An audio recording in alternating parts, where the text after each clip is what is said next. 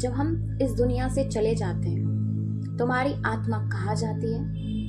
क्या मृत्यु ही अंत है या एक नई शुरुआत है? मृत्यु के बाद आत्मा का क्या होता है? एक आध्यात्मिक यात्रा। आज हम इस पे ही कुछ बात करेंगे। आज हम जानेंगे प्राचीन ग्रंथों, उपनिषद और आध्यात्मिक अनुभवों के आधार पर मृत्यु के बाद आत्मा की एक रहस्यमय यात्रा।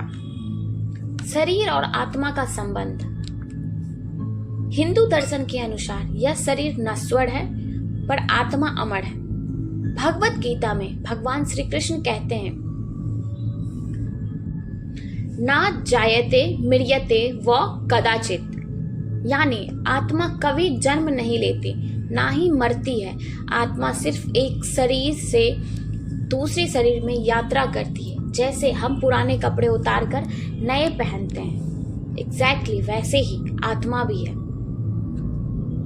मृत्यु के बाद का जो पहला चरण होता है, जब व्यक्ति की मृत्यु होती है, आत्मा शरीर से निकल जाती है।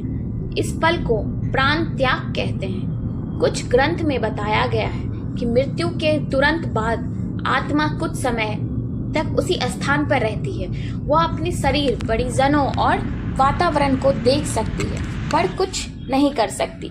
यह स्थिति आत्मा के मोह और अज्ञान के कारण होती है।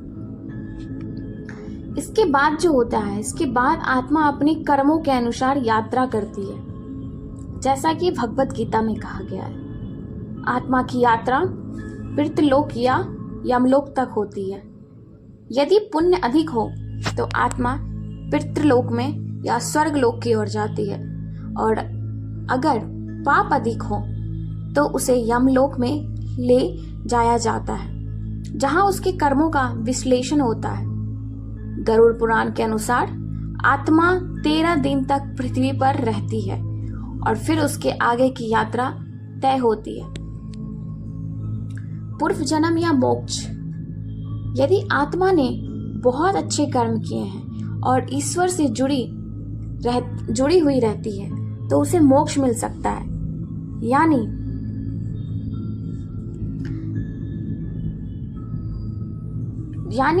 पूर्व जन्म से मुक्ति।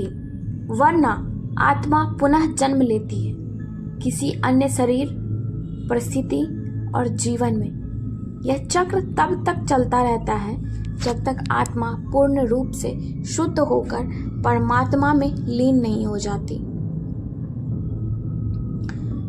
मृत्यु का भय क्यों नहीं करना चाहिए? मृत्यु कोई अंत नहीं है, एक परिवर्तन है, एक यात्रा है। जैसे रात के बाद दिन होता है, वैसे ही मृत्यु के बाद एक नया जीवन होता है। अगर हम अच्छे कर्म करें, ध्यान करें और सच्चे मार्ग पे चलें तो आत्मा की यह यात्रा आसान और शांतिमय हो जाती है। लेकिन मृत्यु का भी एक समय होता है, एक काल होता है कि कब मृत्यु होनी होती है। अभी ये नहीं कि हमारे बच्चे हैं और हमारी मृत्यु हो जाए, ऐसा नहीं होना चाहिए। मृत्यु का भी एक समय होता है, एक काल होना चाहिए, उसके अकॉर्डिंग। मृत्यु एक सत्य है और इससे भागा नहीं जा सकता है। लेकिन अगर हम समझ जाएं कि आत्मा अमर है और कर्म ही उसकी दशा तय करते हैं, तो हमें मृत्यु से नहीं डरेंगे, बल्कि जीवन की ओर गहराई से और ईश्वर की ओर समर्पित होकर जीना शुरू करेंगे। कबीर दास कहते हैं, मरण महोत्सव जब जानिए, अजहू न छूटी आस, कबीर तब मरिए जब मरे सुमरिन पास। तो वही है, जब कोई प्रियजन हमें छोड़ देता है तो हम दुखी होते हैं, लेकिन उस आत्मा को शांति मिलती है, वह शांति की ओर चला जाता है। मंत्र जाप पर ध्यान